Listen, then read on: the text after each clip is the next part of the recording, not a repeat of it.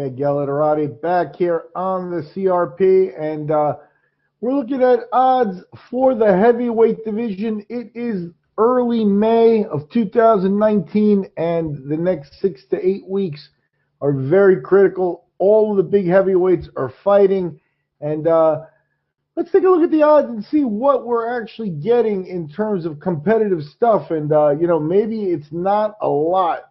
First off the bat, May 18th, so this is just a couple of weeks away, you've got Deontay Wilder taking on Dominic Breazeale. This fight's at the Barclays Center in Brooklyn, and Wilder's been in the Barclays Center before. Breazeale getting a shot here as a mandatory. Wilder minus 800, Breazeale plus 550, over-unders at 9.5, with the over at plus 200 and the under at minus 240.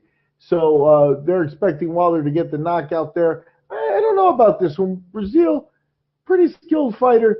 And, he was an Olympian, didn't break through, but we had horrible Olympic teams recently. But he does have the amateur pedigree. Wilder won a bronze medal in the Olympics, but had only like 30 amateur fights. So that may make a difference. He's also been in the ring with Anthony Joshua. Breazeale's only loss is to Joshua, so that's something that bears watching. Can Wilder dispatch Breazeale faster than Joshua did? So that's one of the interesting things there. We skip to the next week, and you got May 25th, Oxon Hill, Maryland, the MGM National Harbor, a beautiful venue. Heavyweight action. Oleksandr Usyk, the cruiserweight kingpin, moving up, taking on Carlos Takam. Takam, a huge underdog at plus 1,500. Usyk minus 3,000. We'll see. Takam maybe deserves a little more respect. Usyk moving up in weight, coming in. Takam, best known for a late replacement showing against Anthony Joshua, where he extended Joshua in the fight a little bit. Never really threatened, but extended him a little bit. So you're in a situation there where Usyk, a huge favorite, as he works his way to try to crash this top three in the boxing division. Next week, June 1st, now we're talking the big boys.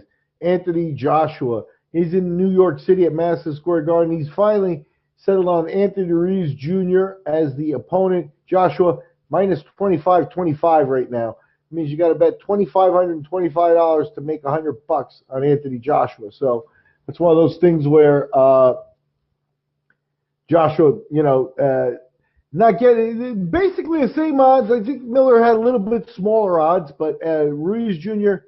there to do the job. We'll see if he can break through at plus 1285.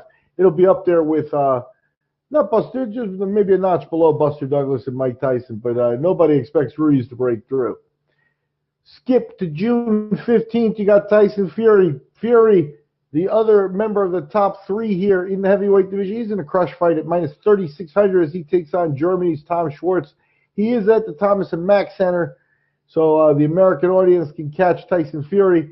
The over-under on that one's 9.5, with the over at plus 100 and the under minus 130. I forgot to mention the over-under with Ruiz Jr. and Joshua, 6.5. And the under minus 130 and the over at plus 100. So those are heavyweight odds. For the big three, you got Oleksandr Usyk, who'd like to crash that party. Skip forward to July, and you got a couple of heavyweight fights at the O2 Arena. Dillian Whyte taking on undefeated Oscar Rivas. Dillian Whyte minus 550 favorite in that one. Oscar Rivas plus 400. That one is an interesting fight. And then an undercard fight.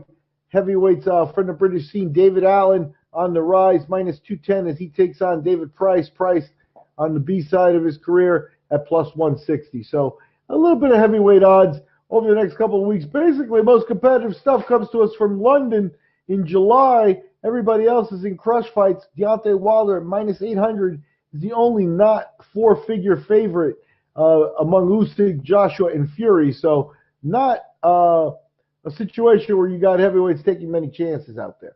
Those are the odds for the heavyweight division in the start of May. Next couple of weeks, critical. A lot of things will get shaken out once the big three hit the ring, and we'll see how Usyk looks among all that. I'm Miguel Ederati for the CRP.